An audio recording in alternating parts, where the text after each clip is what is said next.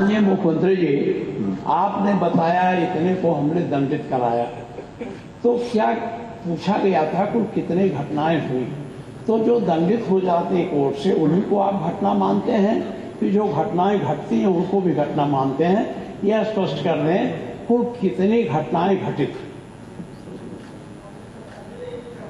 आपने नेता प्रतिपक्ष, मैं आपका सम्मान करता हूं और आप दो बार इस माननीय सदन के अध्यक्ष के रूप में अपनी सेवाएं दिए हैं और आपने पहला प्रश्न किया है आज यहां पर।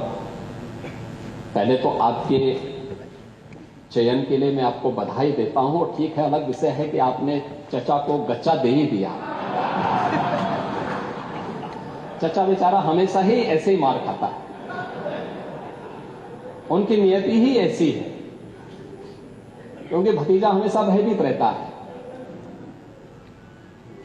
लेकिन आप इस सदन के एक वरिष्ठतम सदस्यों में से हैं, आपका मैं सम्मान करता हूं। मैंने आपको पहले भी बताया कि 24,000 जो महिला संबंधी अपराध थे प्रदेश के अंदर 2016 में, अगर हम देखेंगे तो बलात्कार की जो घटनाएं घटित हुई थी वह 1838 हुई थी। लेकिन अगर मैं 24 के अंदर की घटना बताता हूं, इनकी संख्या है 1373। और मुझे लगता है ये घटनाएं बताती है 25% से अधिक की कमी इस बारे में बताती है कि अपराधी आबादी तो बढ़ी होगी इस दौरान, और आबादी बढ़ने के क्रम में अपराध कम हो रहा है, नियंत्रित हो रहा है। लेकिन जो मैंने कहा, महिला संबंधी अपराध दोनों प्रकार के होते हैं, घर के अंदर भी होते हैं और घर के बाहर भी होते हैं।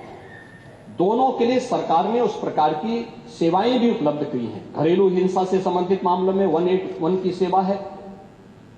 घर के बाहर की सुरक्षा के बारे में जागरूकता पैदा करने के लिए और उन्हें सुरक्षा उपलब्ध कराने के लिए तत्काल वो कॉल कर सके, इसके लिए 1090 की सेवा उन्हें उपलब्ध कराई गई है।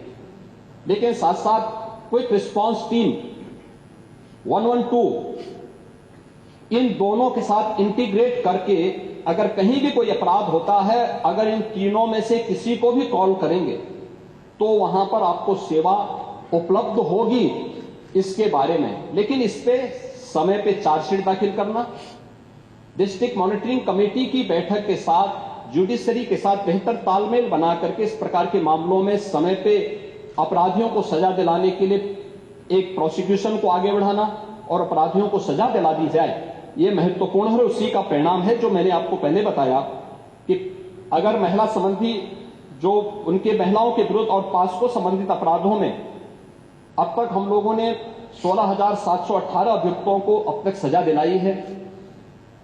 इसमें से अगर आप देखेंगे कि 21 को हम लोगों ने मृत्युदंड, 1,713 को आजीवन कारावास, 4,653 को 10 वर्ष या उससे अधिक का कारावास और 10,331 को 10 वर्ष से कम की कारावास की सजा दिलाई है। ये जो अपराध, जिन अपराधियों की सजा दिलाई गई है, इसमें आप देखते होंगे अक्सर समाचार पत्रों में आता है कि 1 महीने के अंदर दुष्कर्मी को सजा दिलाई गई। ये प्रोसिक्यूशन को फास्ट करने, समय पे चार्जशीट दाखिल करने का परिणाम है। नहीं तो होता क्या है, जब हम लोग इसमें लापरवाही बरतते थे, सरकार संज्ञान नहीं लेती थी, विभाग संज्ञान नहीं लेता था, लोकल स्तर पर संज्ञान नहीं लिया जाता था, अपराध बढ़ते थे और फिर इनको हल्केपन से लेने का दुष्परिणाम क्या होता था कि हर ऐसा अपराधी स्वच्छंद होकर के अपराध भी करता था और फिर समाज उसके बारे में देखते हुए भी उसके खिलाफ कार्रवाई नहीं कर पाता था। लेकिन आज अपराधी के मन में भय है और उस भय का परिणाम आज हम सबके सामने देखने को मिल रहा है कि उत्तर प्रदेश का जो ई प्रोसिक्यूशन पोर्टल है वो देश के अंदर नंबर 1 पर है और उत्तर प्रदेश इस मामले में ऐसे अपराधियों को सजा दिलाने के लिए, महिला संबंधी अपराधियों को, जो भी ऐसे अपराधी हैं उनको सजा दिलाने में उत्तर प्रदेश देश के अग्रणी राज्यों में। श्रेष्ठ भारत पर खबरों से जुड़े रहने के लिए चैनल को सब्सक्राइब और लाइक करें, बेल आइकन दबाएं और देखते रहें श्रेष्ठ भारत।